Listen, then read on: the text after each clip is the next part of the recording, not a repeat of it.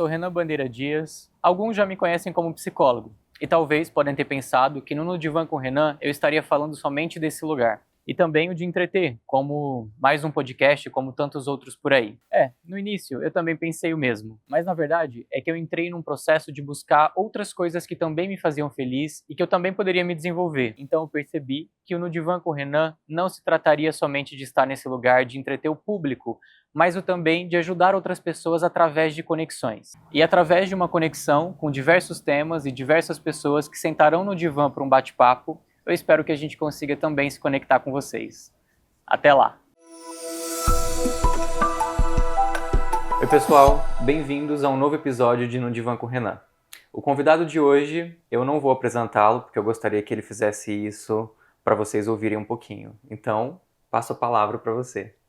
Obrigado Renan, obrigado pelo convite para poder participar de mais um episódio do No Divã com Renan com você aqui. Obrigado por ter aceitado o convite de vir aqui para Rio Preto participar na clínica ainda, né? Vir aqui na nossa clínica para a gente gravar esse episódio de hoje.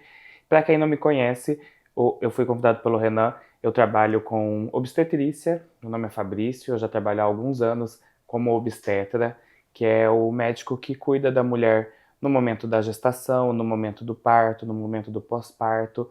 E o meu trabalho é mais focado principalmente para a mulher que pensa num parto natural, num parto fisiológico, que nos procura para essa assistência durante a gestação e no trabalho de parto.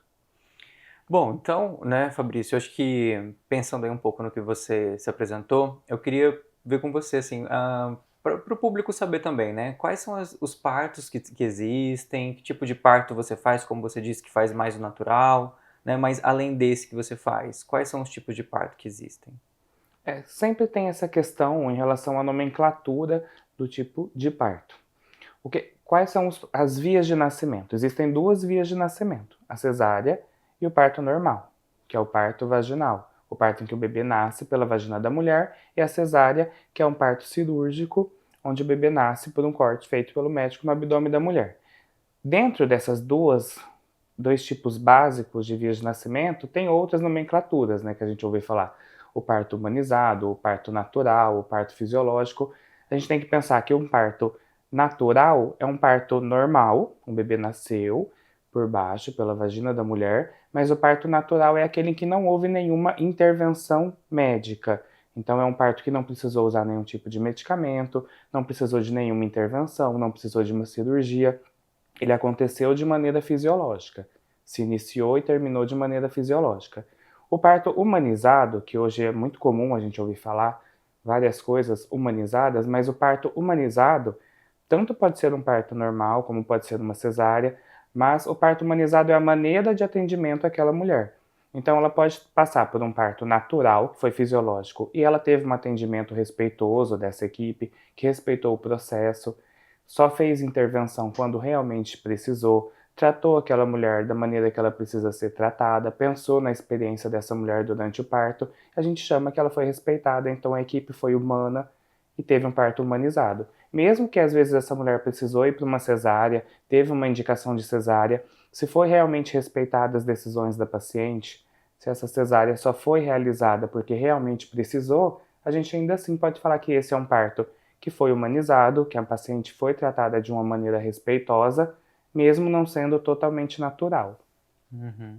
E quais são os aspectos emocionais que você acaba observando e que pode afetar também durante o parto? O parto é um evento único, assim, na vida de uma mulher. E mesmo, às vezes, uma mulher que já passou por uma gravidez, já teve um parto, pode acontecer de ficar ansiosa em relação ao próximo parto que está por chegar. É um dia, geralmente, de muita emoção, de contração, de dor, de desprendimento, e exige muito preparo mental dessa mulher. Uhum. Então, pensando assim no que pode acontecer, é algo que ela precisa se preparar muito. O obstetra, a equipe que ela contratou, talvez dê uma preparação para essa mulher de uma maneira mais fisiológica, vai explicar para ela como que vai ser o parto, como é o processo da contração, que vem, depois vem uma mais perto da outra, fica um pouco mais intensa, a bolsa vai romper, depois vai durar tantas horas o período de parto, tantas horas de expulsivo. Então a gente consegue explicar muitas vezes a parte fisiológica, a parte biológica do parto, né? Mas a mulher precisa se preparar também para esse momento, pensando até na psicologia, algo mais mental mesmo, para se preparar para o parto, se preparar para o puerpério, que muitas delas não estão preparadas, né, para esse momento, para deixar de ser aquela mulher que ela era antes e agora se tornar mãe. Então tem algumas terapias assim, acho que precisam ser abordadas nesse sentido também. Você acha que seria interessante a ideia de um pré-natal psicológico também? O pré-natal psicológico é algo que sempre me vem, assim, algumas profissionais até já nos procuraram também, para mostrar realmente a importância. E não é tão comum, né? É difícil. E a mulher fala que vai se preparar, se ver grávida e começa a fazer. Tem vários afazeres enquanto grávida. Vai na fisioterapia, vai no Pilates, vai no obstetra, vai fazer ultrassom. E ainda tem um pouco dessa dificuldade em ter o pré-natal psicológico. E é importante, né? A família muda, a casa dessa mulher muda, a conjuntura vai mudar, a relação com o pai vai mudar, com o marido dessa mulher. Ela vai ter que se preparar para deixar, abdicar de algumas coisas para poder se tornar mãe, muitas vezes do trabalho, né? Então, é um momento rápido, pensando em tempo de gestação, em que a vida dela vai mudar totalmente. E eu acho que o pré-natal é bem importante, assim. Não sei se você sabe até me falar algo que pode ser abordado nesse pré-natal psicológico, o que que geralmente se passa para essa mulher no pré-natal psicológico, mas é algo que a gente vem vendo essa necessidade cada vez mais importante, assim. Sim, eu acho que é super interessante pensar, né, na ideia do pré-natal psicológico, porque eu acho que junto, né, com o psicólogo e esse apoio que a mulher vai tendo, não só para lidar com as questões do corpo dela que vai mudando, né, mas essa preparação para ser mãe também. E junto com esse plantão, né, esse pré-natal, desculpa, psicológico, acho que também a inserção do homem dentro disso, porque o casal, né, vai se preparar juntos para passar por esse momento que é uma gestação e depois a chegada de um bebê, né? Então, acho que teria como contribuir de uma forma muito positiva enquanto essas mudanças, tanto psíquicas também, a mulher ela se via de uma forma e depois ela vai se vendo de outra, e tudo isso vai modificando, o parceiro também vai acrescentando algumas coisas na visão sobre a própria mulher e eu acho que um ponto também que eu observo às vezes no consultório, que acaba acontecendo muito, da mulher que se torna mãe, é como se ela tivesse que deixar de ser mulher, né? E a partir desse momento, claro, ela nunca mais vai voltar a ser a mesma mulher, porque ela é uma mulher mãe, mas ela ainda é mulher, né? E ela será mulher. Eu acho que o mulher vem primeiro, né? E o mãe vem depois disso, vem com mais, sei lá, um plano que ela teve na vida, um sonho, uma vontade, um desejo dela e também do casal, né? Então, acho que um pré-natal psicológico pode ajudar também em todas essas questões desse enfrentamento e também na prevenção, né? Porque, por exemplo, é muito comum a gente ver que depois da chegada de um bebê, a mulher passar por muitas dificuldades emocionais, né? Como a gente estava conversando aqui antes, que inclusive acho que talvez você pode falar um pouquinho sobre as doenças que podem acometer as mulheres depois desse período aí do puerpério. O puerpério, que é o pós-parto, para o médico, ele tem um tempo biológico também. Então, pensando no puerpério, quanto tempo dura, né? Para o médico são 6 semanas, são os primeiros 42 dias depois do parto. Então, nessas 6 semanas é o tempo que o corpo leva, teoricamente, para voltar ao normal, a voltar ao que era antes, o útero diminuir de tamanho, o inchaço acabar, a mãe se adaptar à amamentação. Então, para mim e para a medicina, o puerpério são 42 dias ou 6 semanas. Mas a gente sabe que cada mulher passa pelo puerpério de uma maneira diferente. Tem mulheres que vão passar e vão precisar de 1 mês para essa adaptação, 2 meses, ou às vezes mais. E é no puerpério que a mulher se depara com essas dificuldades de sair da maternidade com um filho e ter que agora cuidar desse filho. Não tem, é como se ela mudasse de profissão sem uma faculdade prévia, né? Então ela começa numa nova profissão de mãe e não se preparou. Então por isso a importância desse trabalho também no pré-natal. E a mulher às vezes se prepara para uma terceira guerra mundial e se vê como algo mais leve, ou não, ela achou que o mais difícil seria o parto e o puerpério seria tranquilo, e de repente se depara com os problemas da amamentação, da adaptação em casa, da falta de uma rede de apoio.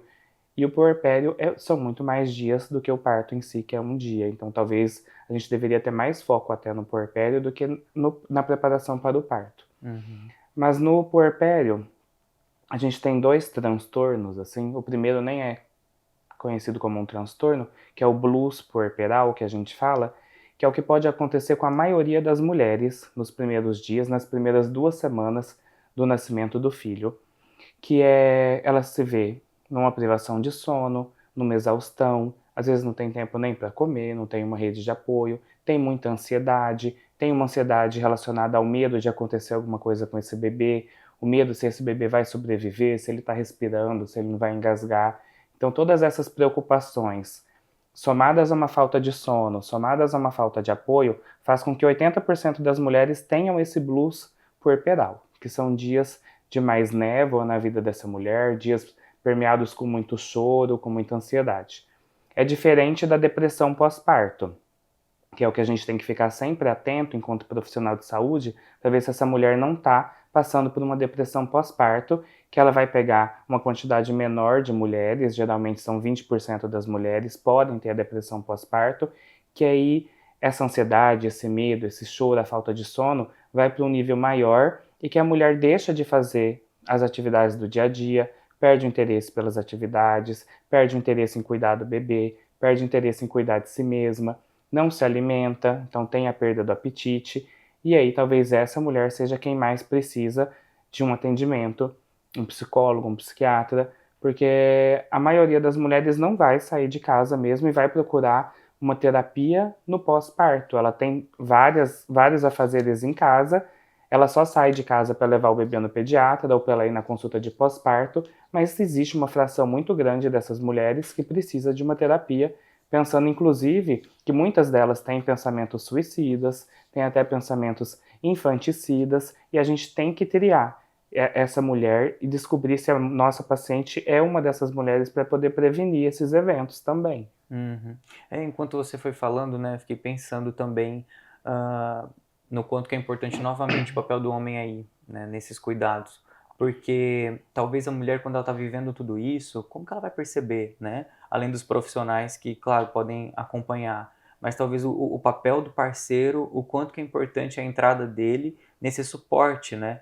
E aí eu me lembrei quando a gente começou a conversar, né, que você falou assim, olha, né, é um assunto muito delicado por dois homens estar falando sobre maternidade, né, sobre as mulheres, né, que de fato não é o nosso lugar de fala, a gente precisa ter muita delicadeza para falar, né, e eu fui e falei para você, não, realmente, né, não é o nosso local de fala, mas a gente vai estar falando enquanto profissionais que cuidam e acompanham também dessas mulheres, e eu acho que fazendo também uma chamada para os homens, né, que também é o nosso lugar, né, qual é o papel do homem no puerpério, qual é o papel do homem também no apoio durante a gestação da mulher, também na vinculação também com esse bebê que está por vir.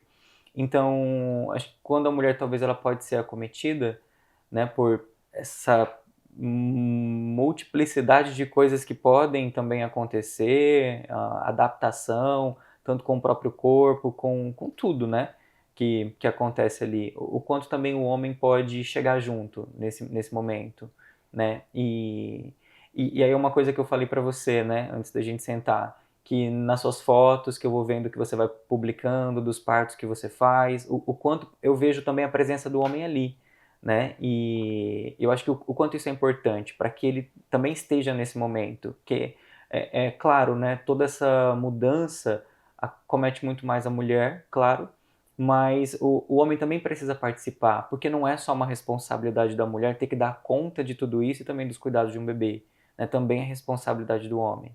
E pensando nisso, né? E aí eu fiquei um pouco curioso para saber dessas fotos desses homens que acaba aparecendo no seu perfil que você vai publicando. Você convida eles para que eles participem de toda essa fase, esse período da vida, ou eles vêm voluntariamente? Como é que funciona?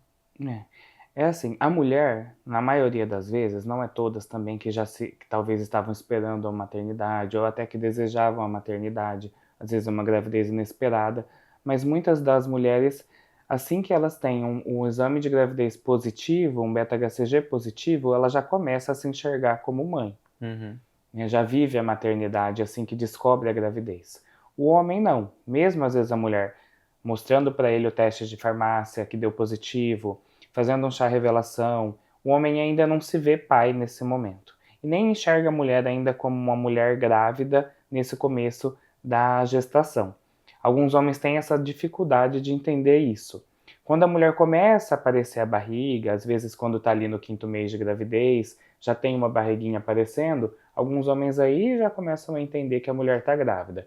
Mas muitos deles ainda não têm uma função de pai mesmo. Não vem, a paternidade não está ali já incrustada. É diferente da mãe, que já tem, mesmo com o bebê dentro da barriga, modificar toda a sua vida para cuidar desse bebê. Os exames, o pré-natal, a suplementação, né? Então a maioria dos pais se tornam pais assim que o bebê nasce. Mas a gente gosta de chamar mesmo o parceiro durante a gravidez, para participar nas consultas de pré-natal, então convidar ele para participar, para saber o que essa mulher está passando, para saber como ela está se cuidando, se tratando, participar dos exames, a mulher vai fazer um ultrassom, o pai ir lá para enxergar já esse bebê, então ele consegue visualizar melhor que tem uma criança, né, que é fruto desse amor dos dois, indo num ultrassom. Aqui mesmo na clínica a gente faz, e outras equipes também fazem, alguns encontros para inserir mesmo o parceiro, de ensinar como vão ser os cuidados com esse recém-nascido. Então, mesmo antes dessa mulher ter o bebê, tem os cursos onde ele vai aprender a trocar fralda, aprender como ele pode ajudar essa mulher na amamentação, como vai ser o banho desse bebê, que é um momento que o pai pode ajudar bastante. Então, inserir ele nesse momento é uma função nossa, para que lá no final, quando esse bebê nascer, ele já esteja mais preparado e mais participativo. E uma coisa que a gente gosta também durante o trabalho de parto é de colocar ele para participar mesmo, né? Ele não está ali tendo uma contração, não está passando pelo processo, mas a gente gosta que ele esteja junto, ajude essa mulher a mudar de posição, ajude fazendo uma massagem. Uma coisa que é bem legal e que a gente gosta de fazer é na hora que o bebê está nascendo, falando de parto normal, quem recepciona esse bebê, quem pega o bebê, na maioria das vezes é o médico. E eu vou estar ali também nesse momento, mas uma coisa que eu acho bem bacana de fazer, a gente fala isso com os pais antes do momento do parto, é o pai pegar o bebê, o pai ser o primeiro a pegar o bebê quando nasce da mãe e ele entregar o bebê para a mãe. Eu acho que isso é uma simbologia bem bacana, assim, também, que une bastante o casal.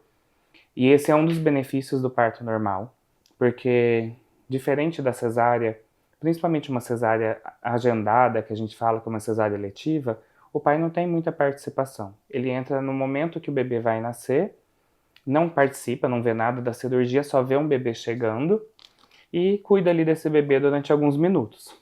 No parto normal, ele tá junto com essa mulher, nessas horas que ela ficou em trabalho de parto, ele tá vendo o que essa mulher tá passando, pensando nos benefícios para o bebê e para ela. Ele vê o bebê nascendo, ele vê esse bebê chegando. Então isso, enquanto vínculo para o casal, ajuda bastante. A gente sabe que os casais que passaram por um trabalho de parto, que o pai participou, até a relação do pai e da mãe, como marido e mulher, melhora bastante depois de participar de um trabalho de parto. Por isso, o incentivo também. Uhum.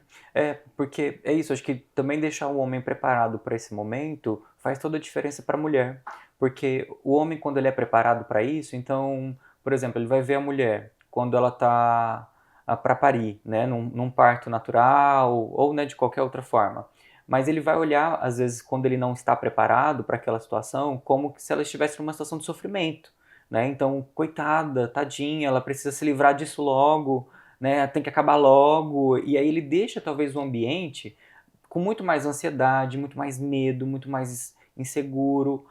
E o homem preparado, ele não vai olhar para ela como esse lugar de precisar acabar logo para ela sair dessa situação, e sim como um lugar de força, né? Então ele vai saber o que fazer nesse ambiente. Se ele precisa fazer uma massagem, o que ele precisa fazer, se ele precisa acalmá-la, se ele precisa segurar na mão, se ele vai lá segurar o bebê para também ser um momento do casal. Então acho que o homem preparado para esse momento, né, junto com a mulher, ele também dá força para isso, ele participa, e isso é uma construção de vínculo também, né, E a entre o gente casal. treina os pais para esse momento, porque é comum, durante o trabalho de parto, principalmente quando está mais numa fase final, a mulher pensar em desistir, a mulher querer mudar de opinião e talvez partir para uma cesárea por conta da dor, por conta da exaustão.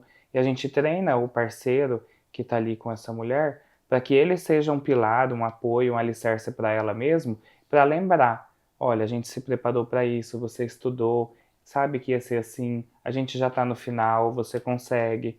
Lembra que a gente estudou, que você queria muito, que isso vai fazer bem para o nosso bebê. Então, o marido geralmente é treinado já no pré-natal para quando a mulher estiver lá titubeando e talvez mudando de opinião e pensando numa cesárea, ele ser um pilar, uma força para ela, para não deixá-la desistir. Diferente daquele marido ou outro acompanhante, ou a mãe, ou mesmo a parceira, que não treinou, não foi, não estudou para isso e talvez pense também numa resolução mais rápida e vai para um lugar de ansiedade, de medo e quer que termine logo. Uhum. E voltando um pouco na questão até do parto, Fabrício, e quando que você percebe que de fato é hora de abandonar a ideia de um parto natural para partir para um outro método? Poucas mulheres têm uma indicação de parto, de cesárea, que é o parto cirúrgico, já durante o pré-natal. As mulheres talvez precisem mais passar, mudar essa decisão, desse caminho de ir para um parto normal e passar por uma cesárea durante o trabalho de parto. O que a gente sabe é que a Organização Mundial de Saúde recomenda que apenas 15% dos partos sejam cesárea. Então, 85% das mulheres vão conseguir ter parto normal. Só que a gente precisa deixar essas mulheres entrar em trabalho de parto e passar por um parto normal. 15% vai ter uma indicação real. Algumas são durante o pré-natal mesmo. Um bebê que está numa posição que não é favorável, então às vezes nos últimos ultrassons do pré-natal é um bebê que está transverso, que ele está de lado na barriga, então é um bebê que não vai nascer de parto normal. É uma placenta que recobre o colo do útero, então quando o colo abrir, o bebê não vai sair porque a placenta está à frente do bebê. Então nesses casos a gente sabe que não pode ser parto normal, já antes mesmo da mulher entrar em trabalho de parto. Mas quando a gente deixa uma mulher entrar em trabalho de parto, ela está em trabalho de parto, a indicação de uma cesárea, ela vem quando essa experiência não está sendo positiva para a mãe ou para o bebê. E tanto falando de uma indicação médica, às vezes tem alguma alteração na vitalidade do bebê, porque durante o trabalho de parto a gente fica ouvindo o batimento do bebê no começo de 1 em 1 hora, depois de 30 em 30 minutos, no finalzinho do parto a gente ouve a cada 5 minutos o coração do bebê. Então quando a gente está vigiando o bebê e vê que está tendo alguma alteração no batimento, não está melhorando, o batimento do bebê está caindo, por exemplo, pensando na saúde do bebê, a gente tem que mudar de opinião, mudar o caminho e sair de um parto normal e ir para uma cesárea. Ou você tem alguma alteração na mãe mesmo, né? A mãe às vezes não é uma gestação de baixo risco, tem uma pressão alta, uma pressão que não está controlando, mesmo fazendo medicação, ou mesmo se essa experiência não está sendo positiva para a mãe, às vezes é um parto muito longo, já está algumas horas e não está mudando a dilatação, o bebê não está descendo, a gente fala que é uma desproporção mesmo do tamanho do bebê com o tamanho da bacia da mãe, e aí pode ter uma indicação e realmente precisar ir para uma cesárea. Mas só deixando a mulher entrar em trabalho de parto, na maioria das vezes, é que a gente vai saber se ela vai conseguir ter um parto normal, o que vai acontecer na maioria, ou se ela vai precisar de uma cesárea. Entendi. E como é que é, né? Como é que você acaba observando dessas mulheres que às vezes acabam precisando mudar, né? Ali talvez se preparou a gestação toda para o parto natural e aí, em última instância, precisa mudar, né? Às vezes, como ela se sente frustrada ou culpada de eu me preparei esses 9 meses, né? Todo esse tempo e aí eu não consegui, como se fosse ela que não conseguiu, né? Como é que isso aparece lá? O que você observa? É um momento muito aflito ou não? Tem ali, você acaba observando, nossa, ela está bem frustrada com a mudança. Como é que é? É difícil. E é diferente para uma mulher que sempre quis cesárea passar por um pós-operatório de uma cesárea. Às vezes ela não queria parto normal, foi uma cesárea planejada, sai da cesárea uma outra mulher. Agora, a mulher que sempre pensou em parto normal, fez toda uma preparação, procurou profissionais que trabalham com parto normal, fez fisioterapia, procurou uma doula, tinha uma enfermeira para acompanhar, fez todos os cursos pensando em parto normal e por um acaso tem uma indicação de cesárea e realmente precisa passar por uma cesárea, ela vive o puerpério de uma maneira muito mais difícil, muito mais triste, muito mais neblina do que a outra mulher mesmo. Além da dor física que a lembra a todo momento que ela precisou passar por uma cesárea, ela tem uma cicatriz que ela não desejava ter, então todas as vezes que no puerpério ela se olha no espelho, ela vê essa cicatriz, ela está com curativo, e isso traz para ela essa memória de frustração. Eu acredito que o que essa mulher às vezes tem que focar mesmo é que realmente se a cesárea foi indicada, foi por uma questão de preservar a saúde dela e do bebê, então ela realmente precisou e ela está ali com o bebê saudável nas mãos, no colo dela, é uma coisa que pode trazer uma alegria, um conforto maior para ela, sabendo, não, eu fui para uma cesárea, mas realmente eu fui porque eu precisei. E tem uma coisa que a gente faz no pré-natal, quando essa mulher está grávida, que a gente chama de plano de parto. Que essa mulher coloca todas as preferências dela, tem alguns modelos prontos, mas ela pode inclusive fazer de próprio punho, pensando, no meu parto eu quero poder me movimentar livremente, eu quero poder me alimentar, eu quero fazer uma anestesia só se realmente eu precisar, se eu precisar de uma cesárea eu quero que seja assim, assim, assim. Então é para ela imaginar o parto. É importante que essa mulher, quando faça um plano de parto ou durante a gestação, também se prepare para esse plano B, porque ela pode estar dentro dessas mulheres que vai precisar de uma cesárea. Então é importante durante o pré-natal o profissional de saúde fazer com que essa mulher também visualize que ela precise de uma cesárea, talvez ela pode precisar de uma cesárea. E como vai ser esse momento? Que se ela já imagina isso antes e que a cesárea é um instrumento que pode salvar a vida do bebê dela, ela vai para esse momento, para essa cirurgia, às vezes mais tranquila, mais preparada, né? Então ela sabe que realmente precisou. Sim. Eu acho que você destacou aí muitos aspectos emocionais importantes para lidar com a frustração da troca, né? Do planejamento diferente do que foi planejado, né? Então, eu até separei, né, algumas coisas que você já até citou, né? De como talvez a mulher pode encarar e em como lidar essa frustração de talvez não conseguir ter o parto natural se planejando para ele, né? Que primeiro, acho que é a aceitação da situação, né, de sentir e reconhecer essa frustração, não negar, não reprimir esses sentimentos, então entendendo que isso foi modificado por um outro motivo, né, que vai além do que ela poderia controlar, do que ela poderia se planejar. Eu acho que o outro ponto junto, que é a compreensão das circunstâncias, né, que já engatam um no outro, que é compreender por que precisou ser modificado, né, como você mencionou, né. Então, tem algumas questões que você só vai saber a partir do momento que ela entra em trabalho de parto, né? Então ela vai precisar considerar novas circunstâncias que ela não sabe ainda, Se né? ela entende que teve uma indicação que realmente precisou, olha, você vai precisar por esse motivo, porque o seu bebê está assim ou porque você está assim. Então, se o profissional explica para a mulher, tenho certeza que ela não vai pensar duas vezes, não, meu bebê está precisando, é claro que eu concordo em ir para uma cesárea.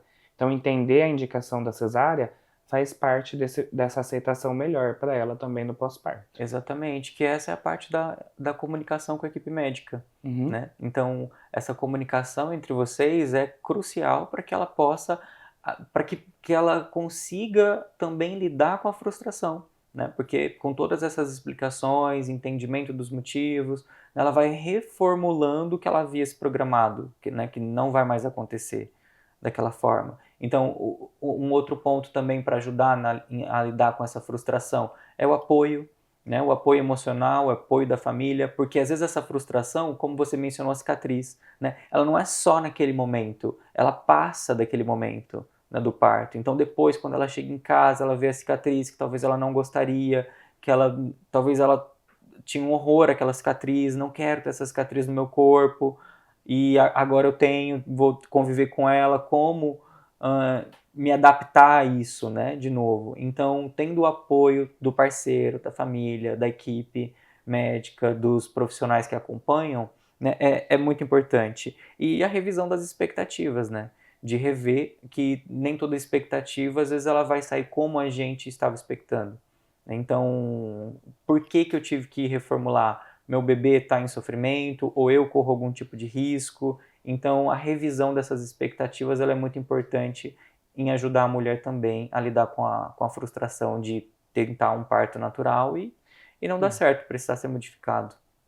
E assim, uma coisa que ainda coloca um pouco mais de dificuldade é porque a cesárea, ela é uma cirurgia, então é um corte, tem sangramento, tem dor, tem secreção, tem às vezes até uma possibilidade de uma infecção, mas é a única cirurgia que não tem um descanso assim no pós-operatório, né? Então se a mulher vai fazer uma cirurgia de apêndice, de vesícula, ela tem um atestado, ela fica um mês de repouso, as pessoas ajudam porque ela está de repouso, porque acabou de passar por uma cirurgia, mas a cesárea não, você acabou de sair da maternidade, ali tinha um monte de gente às vezes ajudando você a passar por esses processos de dor, de enfermidade, mas saiu da maternidade, recebeu alta, você vai para sua casa, você tem um monte de afazeres que não vão deixar você estar de repouso. Então você passa por uma cirurgia grande, mas você tem que dar banho no bebê, você tem que trocar esse bebê, colocar ele no berço, isso durante dias, ficar acordando de madrugada para amamentar. Então é uma cirurgia que não tem um descanso no pós-operatório, daí a importância da rede de apoio. E falando de novo do papel do pai, uma das coisas que a gente fala para o pai, mas como que eu posso ajudar quem amamenta é ela, quem sabe trocar fralda é ela? É interessante que talvez uma dica para eles é assim de focar na puérpera. Né? Então, deixa que ela cuida do bebê, então ela amamenta, mas cuida dessa mulher, né? Pergunta se ela está precisando de alguma coisa, se ela já conseguiu se alimentar hoje, se ela já conseguiu escovar o dente, fica com o bebê um pouco para ela conseguir tomar um banho, ajuda ela enquanto ela está amamentando, trazendo um copo de água, porque dá muita sede, dá muita fome nesse puerpério, cuida dos outros afazeres da casa, ou mesmo para a mulher que quer sair um pouco de casa, às vezes acabou de cuidar do bebê, acabou de amamentar, o bebê tirou um cochilo, fala para essa mulher, olha, vai lá fora, dá um passeio, vai ali no mercado, ou dá uma saída, deixa que eu cuido desse bebê um tempinho. Então uma dica para o pai é tentar promover boas coisas para essa mulher, cuidar da puérpera e deixar que ela cuide do bebê, que o bebê está sendo bem cuidado por ela também. Vou engatar aí no que você está falando, acho que eu vou também contribuir, né? Eu acho que tudo que você está dizendo aí é do apoio emocional, acho que esse é um papel do homem também ali, né, da puérpera. Então, esse apoio emocional de reconhecer as dificuldades que ela está passando, as mudanças, tanto hormonais quanto do corpo dela, o humor, às vezes algumas privações de sono, essa preocupação que vai tendo. Então, também é papel do homem dar esse apoio, esse suporte emocional nesse momento.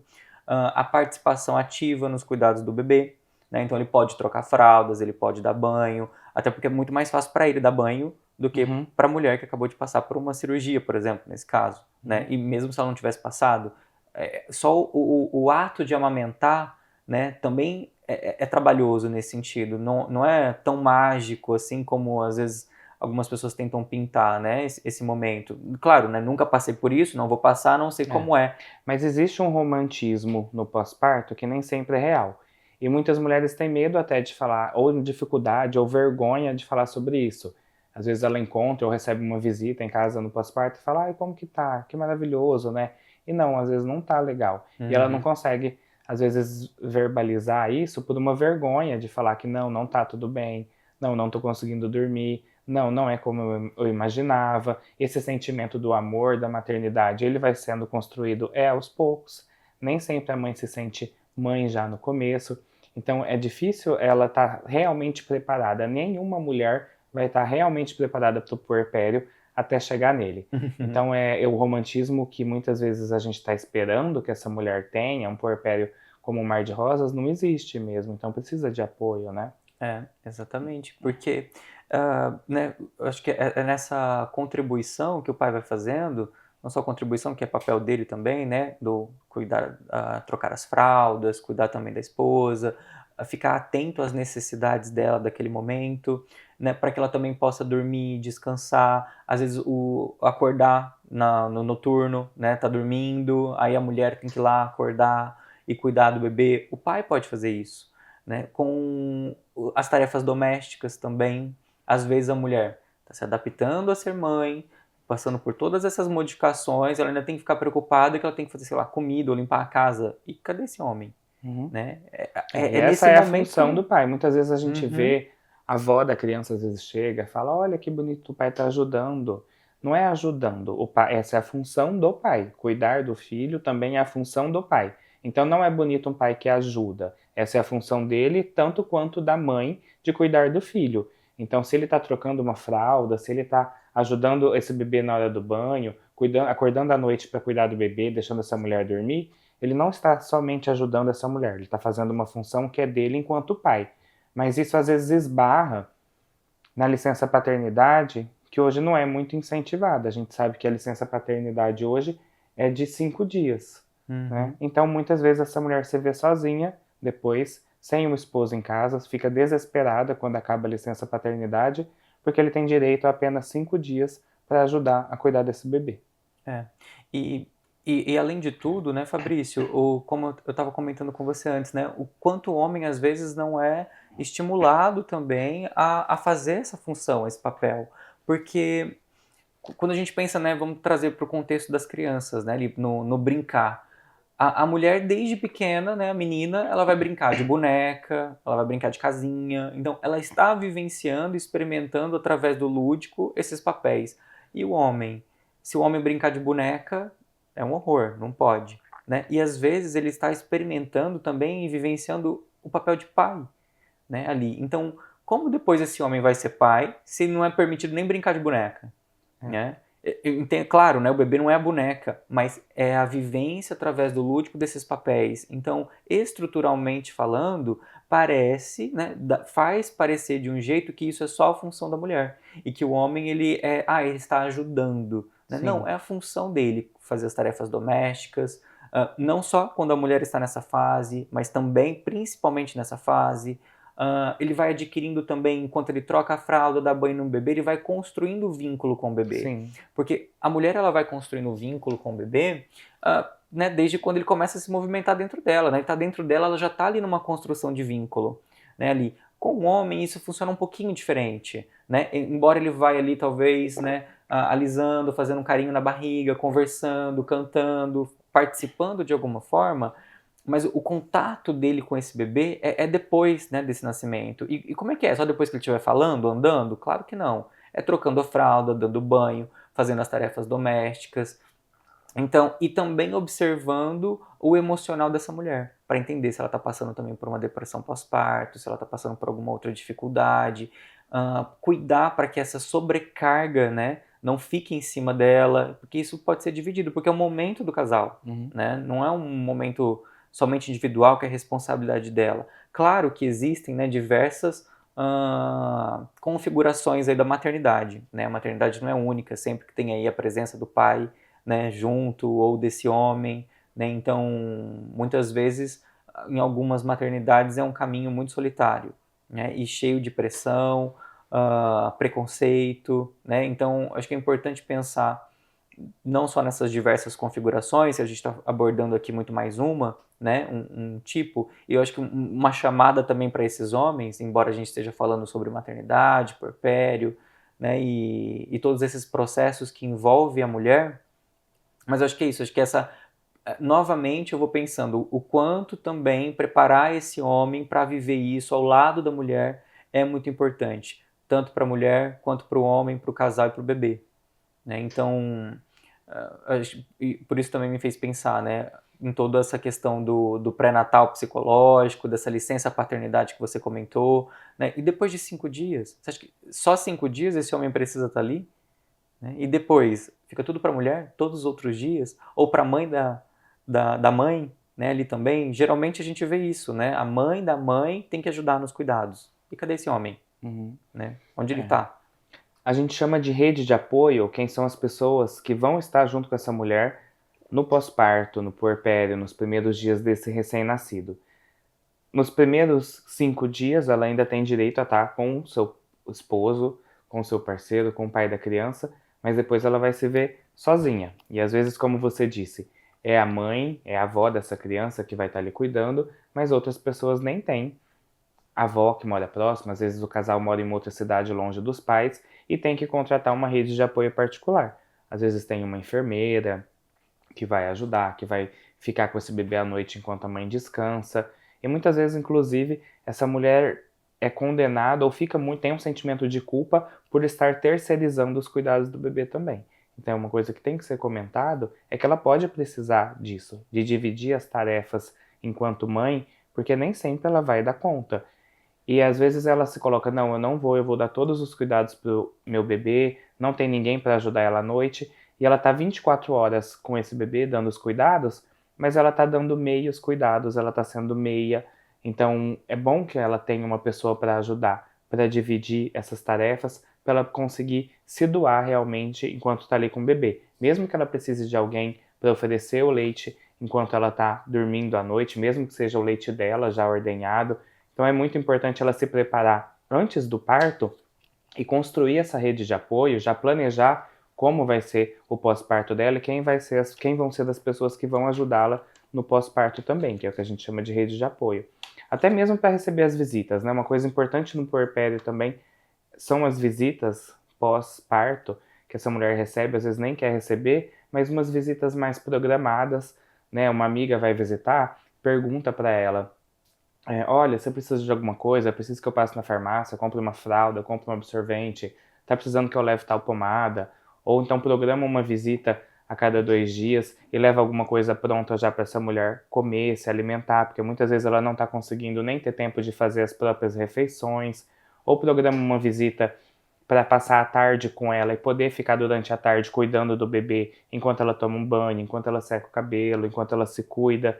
Então é importante planejar já antes desse parto essa rede de apoio no pós-parto. Uhum.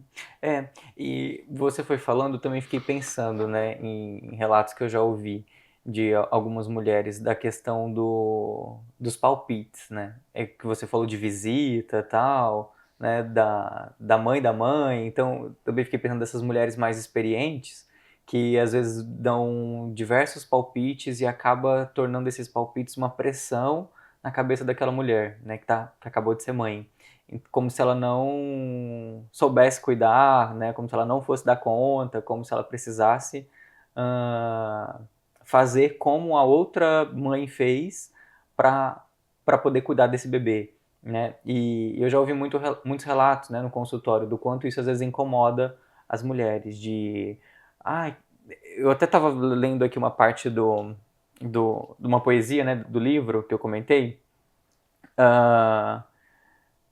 Deixa eu ver se eu encontro. Onde é que tá? Eu separei tanta coisa porque eu comecei a achar um monte de coisa interessante. Falei, pronto, daqui a pouco a gente vai conversar sobre o livro, né? Mas a gravidez é um lugar de palpite, assim. Quando essa mulher já está grávida, pessoas que nem a conhecem já começam a dar palpites. Ah, sua barriga está muito grande. Não, seu bebê vai antecipar. Então, ainda enquanto grávida, ela já sofre essa influência externa. Quando tem o bebê, então, no colo, todo mundo quer saber como ela está cuidando. Não, você não pode fazer isso. Não, não deixa tanto tempo no colo. Não, é melhor você dar o leite de fórmula, seu leite está fraco. Então a influência desses palpites externos traz uma insegurança muito grande, assim, para a mulher mesmo. Eu achei aqui, né? O trecho fala assim: olhares de mulheres sobre a segunda e a terceira gestação. Então, no poema é assim: quando uma mulher mãe repousa seu olhar sobre um gestante, ela já ergue as saias, ajeita o bustier, engole a saliva e rapidamente dá um jeito de anunciar que já é mãe. E aí o Nasu escreve: esse olhar não me pega mais. Né? Então, acho que aqui ela está dizendo, né, também o quanto é uma pressão. Né? Uma outra mulher mãe já te olha, já se arruma toda, arruma aqui, já engole daqui que eu sei, né, como é que faz. Então, a gente precisa ter toda uma delicadeza, né? Mesmo que você já é muito experiente nisso, né, nos cuidados de um bebê e tudo mais, se trata de uma nova mãe, de um novo pai, e mesmo que seja a primeira ou segunda gestação, né, dessa mulher, é um novo bebê, né, que talvez, claro, né, as primeiras experiências podem contribuir para alguma coisa, mas é um novo bebê, é diferente, né, com isso. Então, acho que todos esses palpites a gente também tem que tomar muito cuidado, né, quem está de fora, às vezes olha.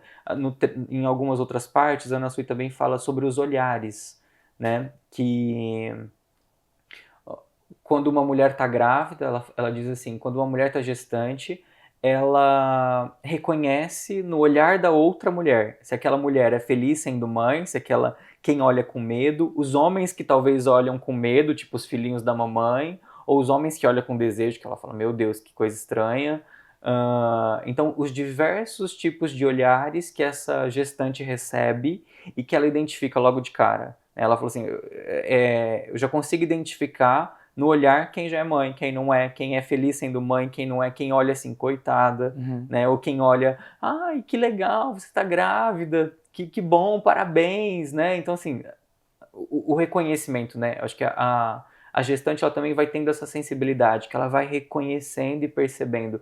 E às vezes a pessoa não precisa nem dizer, mas o olhar já diz. Né? Então, o quanto que é importante as pessoas, de modo geral, também ter esse cuidado num período tão íntimo, né, na vida de uma mulher e também, né, de um homem quando acompanhado ali com do filho, né, de todo esse desenvolvimento que vai ser construído, né?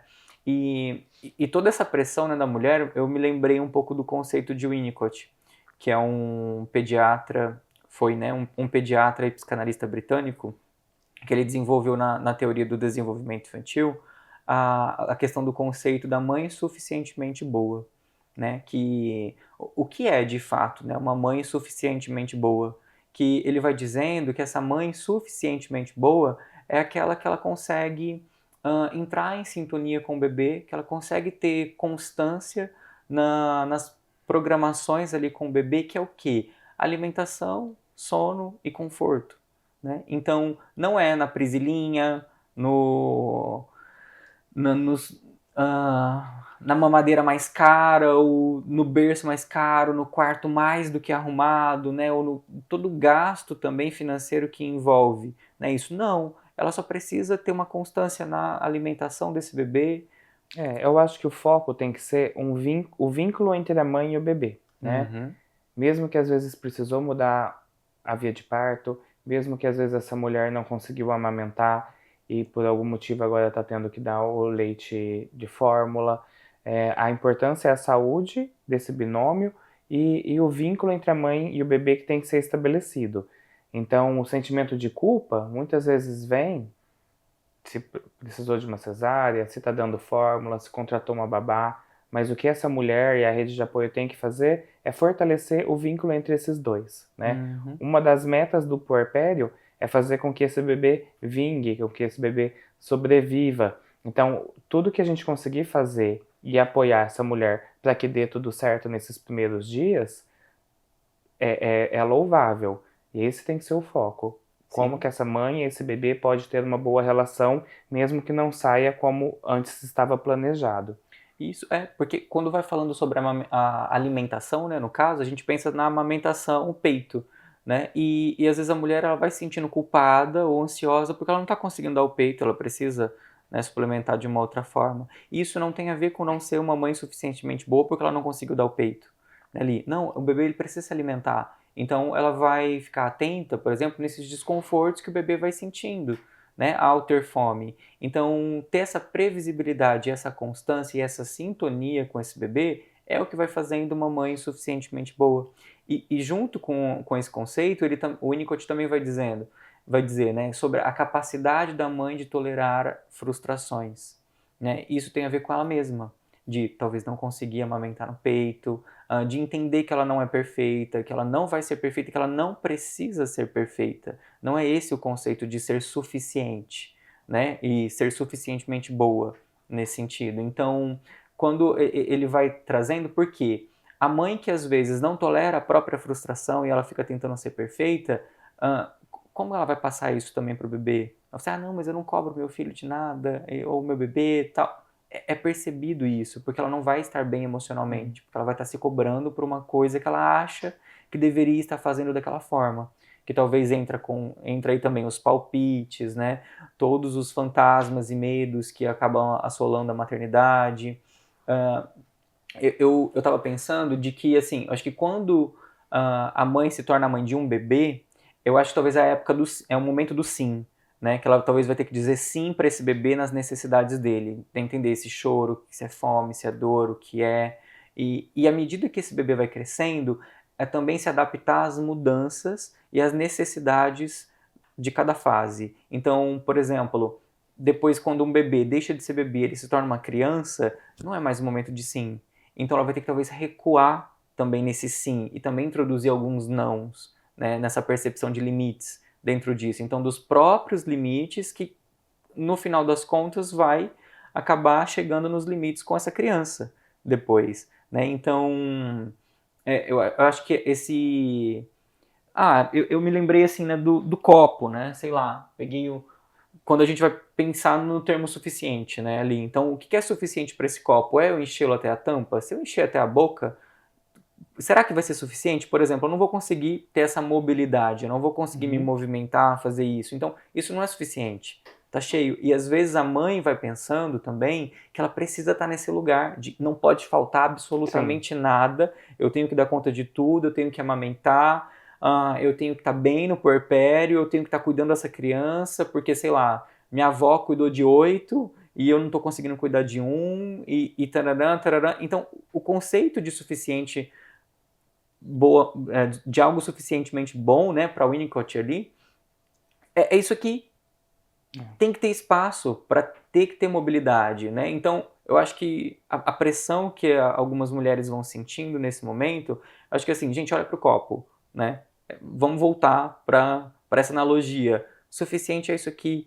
Não é você fazer muito mais do que você consegue fazer, ou do que você pode fazer, ou do que analisar circunstâncias de novo, né? Não é só lidar com a frustração de não conseguir um parto normal quando Sim, ele não é e falando atingido. em insuficiência, é uma coisa bem comum a mulher se sentir menos mãe ou se sentir não tão boa mãe ou menos mulher por não ter conseguido parir ou não ter conseguido passar por um parto. E existe essa briga, assim, até da gente que defende o parto normal ou defende o parto natural, de que a gente pode estar trazendo essa ideia de culpa para aquela mulher que não consegue ou para a mulher que escolheu passar por uma cesárea, na verdade. Mas não, nenhuma mulher é menos mãe ou menos mulher por ter precisado ou por ter escolhido passar por uma cesárea. Mas a gente quer e a gente incentiva que ela passe pelo parto normal, porque a gente sabe que tem inúmeros benefícios para a mãe e para o bebê também. Mas existe isso mesmo, da mulher depois ficar com a consciência pesada e com sentimento de culpa por não ter conseguido passar por isso. Sim. E assim, né, eu acho que caminhando talvez para nossa finalização, eu tenho algumas últimas perguntas assim para a gente poder conversar só um pouquinho. Teve algum parto, alguma coisa que aconteceu no seu trabalho que te marcou muito? Eu acho que os partos, eles são, apesar da gente trabalhar sempre com parto, e eu ainda continuo me emocionando em todos os partos praticamente, de chorar mesmo no parto, junto com a mãe, porque quando a gente acompanha a paciente de uma maneira mais individual mesmo, a gente cria um laço de intimidade com a paciente. A gente torce muito para que dê certo, né? Para que a mulher alcance os objetivos dela, para aquilo que ela planejou que ela alcance, que o parto seja realmente do jeito que ela imaginou.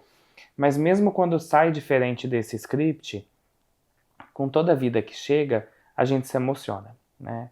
Então é muito bonito ver o bebê nascendo, o bebê indo pro colo da mãe, o pai se emocionando vendo o que aquela mulher conseguiu. Então é quase que impossível, pelo menos para mim, não chorar na hora do parto. Então todos me marcam de uma maneira diferente mesmo.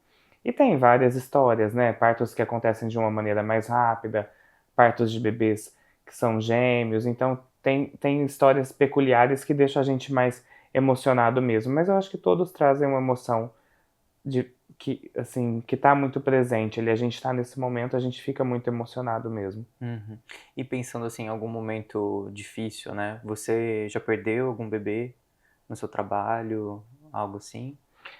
A gente que trabalha com obstetrícia, a gente é muito treinado para esses momentos que eu falei, que são os momentos felizes, né? A gente está sempre acostumado com o nascimento, com vida, e quando a gente se depara com alguma diversidade dentro da obstetrícia, por exemplo, perder um bebê num trabalho de parto, ou mesmo uma perda no início de uma gestação, um aborto, ou trabalhar, às vezes, acompanhar uma gestante que já sabe que tem alguma malformação, o bebê tem alguma cardiopatia, ou um bebê que às vezes vai nascer, tem alguma síndrome genética, não vai durar muitos dias. Isso sempre traz um sentimento muito diferente, assim, pra gente, que não está acostumado a lidar com luto. Eu já tive, sim, já acompanhei bebês como esses, bebês que precisaram de uma internação prolongada em UTI e depois faleceram, bebês que morreram dentro do útero da mãe ainda e depois a gente precisa acompanhar o parto dessa mulher com o bebê em óbito já. Então, são momentos que sempre marcam e que a gente, que é profissional de saúde, nem sempre está acostumado ou preparado para lidar com isso. E é importante até a gente fazer esse trabalho da saúde mental do profissional de saúde mesmo, Uhum. porque a gente passa por tantas emoções e acompanha casos tão diferentes todos os dias que nem sempre a gente está pronto para dar para aquela mulher o que ela precisa receber por conta da nossa saúde mental não tá muito legal. Né? Nesses casos mesmo de luto, de óbito neonatal, que eu já passei, a gente nem sempre está totalmente preparado para acompanhar essas mulheres também. É, realmente, acho que talvez viver esse momento, né? Como você falou, você vai sempre sendo preparado para lidar com o nascimento, né? Com dar à luz, com uma vida, algo que tá ali. E quando talvez não vai por esse caminho, acho que é um choque para todo mundo, né? E o quanto é importante, de fato, existe uma preparação para isso, para lidar com isso, para ajudar tanto o profissional de saúde quanto essa família que está passando por esse momento, né? E procurar mesmo, né? Quando acontece algo assim, que sai muito fora do que a gente estava planejando, como um óbito, perder uma paciente, perder um bebê, né? Eu acho que esse profissional tem que buscar alguém para ajudar. Sim. Do mesmo jeito que a família também que passa por uma perda tem que buscar um profissional para ajudar e muitas vezes existe essa negação de procurar o profissional. Então eu já tive pacientes que tiveram uma perda de bebê e que não queriam procurar uma terapia, não queriam procurar um psiquiatra, não queriam entrar com medicação, queriam tentar levar por conta própria mesmo e passar por tudo isso sozinha. Então existe essa negação também. E é muito importante ela saber que ela precisa de ajuda. Mesmo a mulher que não passa por isso, que está passando só pelo puerpério de um bebê vivo que está ali, precisa dessa ajuda. Imagina uma mãe que perde seu bebê, né? Então é muito importante procurar.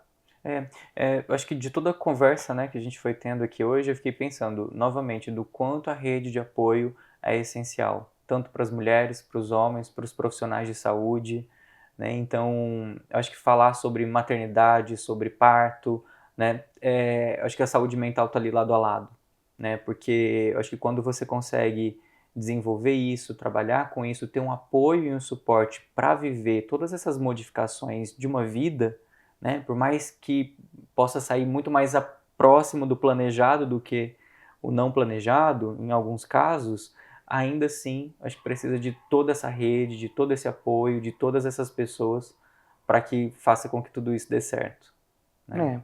É. E tem que lembrar que a rede de apoio pode ser quem está próximo de você, quem você já conhece, pode ser o seu esposo, pode ser a sua mãe, pode ser uma irmã que já teve um filho, mas você pode ter pessoas inesperadas, uma amiga distante, uma vizinha que às vezes vai se tornar sua rede de apoio. Quando você não tem, você pode buscar isso fora. Então, ter uma rede de apoio contratada, uma rede de apoio privada, um profissional de saúde, mesmo que essa rede de apoio seja a pediatra, uma enfermeira, um psicólogo, é louvável e tem que ser buscada do mesmo jeito. Sim. Bom, para finalizar, Fabrício, eu vou voltar para a Ana Sui, né, que eu colei aqui no livro dela, né? Eu vou ler um trecho que eu li e acabou me fazendo pensar em algumas coisas e talvez isso possa fazer com que outras mulheres também possam retomar. E por que eu escolhi finalizar, né, com esse trecho dela? Porque eu acho que eu falei um pouco, né, na nossa conversa hoje do quanto às vezes as mulheres, quando elas se tornam mãe, talvez elas acabam, por toda essa mistura, né, essa fusão de papéis, elas acabam também esquecendo que são mulheres, né? Então, a Ana Sue escreve assim, né, como título, Direito Fundamental. O que será que uma mãe faz, além de ser mãe? Ser mãe dói demais. Todas as mães precisam do direito fundamental de serem mulheres também. Então, como eu falei, eu acho que para que as mulheres não esqueçam, né, ou não percam de vista ali que elas são mulheres e também são mães, né, porque eu acho que a maternidade é algo que é das entranhas, né, nesse sentido. Então, parece que uma vez mãe, nunca mais mulher. Não, ela vai exercer essas duas coisas, né? A princípio, talvez ela vai se sentir muito mais mãe do que mulher, mas pouco a pouco, com toda essa rede de apoio, ela pode novamente se construindo uma mulher mãe, né? Então, bom, quero te agradecer por ter aceitado o convite. Obrigado. Você não Obrigado. pensou 2 vezes em aceitar Obrigado. o convite de estar aqui, né? Eu lembro quando eu te escrevi e você rapidamente aceitou, todo empolgado, também animado para que esse encontro acontecesse, colaborou muito, né, para que a gente pudesse estar aqui na sua clínica hoje, gravar aqui e contribuir também com todo o seu saber sobre a área e sobre o que você desenvolve do seu trabalho.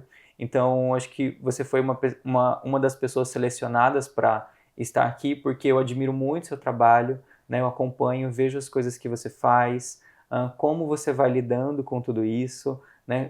Claro, né, não só através das postagens, mas a gente vai vendo, acho que esse brilho nos olhos quando você ama o que faz, gosta do que faz e, assim, fico até arrepiado de falar isso, porque é nítido, né, para ver. Então, eu falei assim, eu acho que o Fabrício não pode ficar de fora desse momento, né? Eu falei, então, assim, quero muito que ele aceite e, assim, quando você aceitou, foi uma alegria para mim de que Bom, você... eu fiquei feliz também com o convite, porque eu realmente não me vejo hoje fazendo outra coisa diferente, né? Nem um formato diferente do que eu faço hoje, porque realmente eu gosto muito de acompanhar e a gente é presenteado, assim como a gente conversou, de poder presenciar um momento tão bom como um nascimento, uma vida chegando.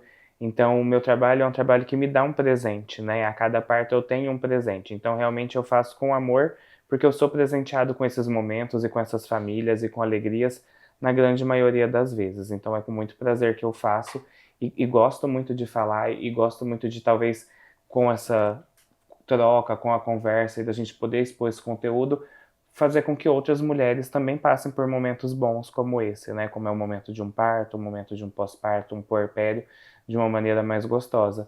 Então, quando eu recebo um convite como o seu, que está trazendo assim pessoas diferentes para falar de assuntos diferentes, eu fico muito feliz de poder falar um pouco desse trabalho nosso mesmo. Bom, então, muito obrigado por esse presente de hoje.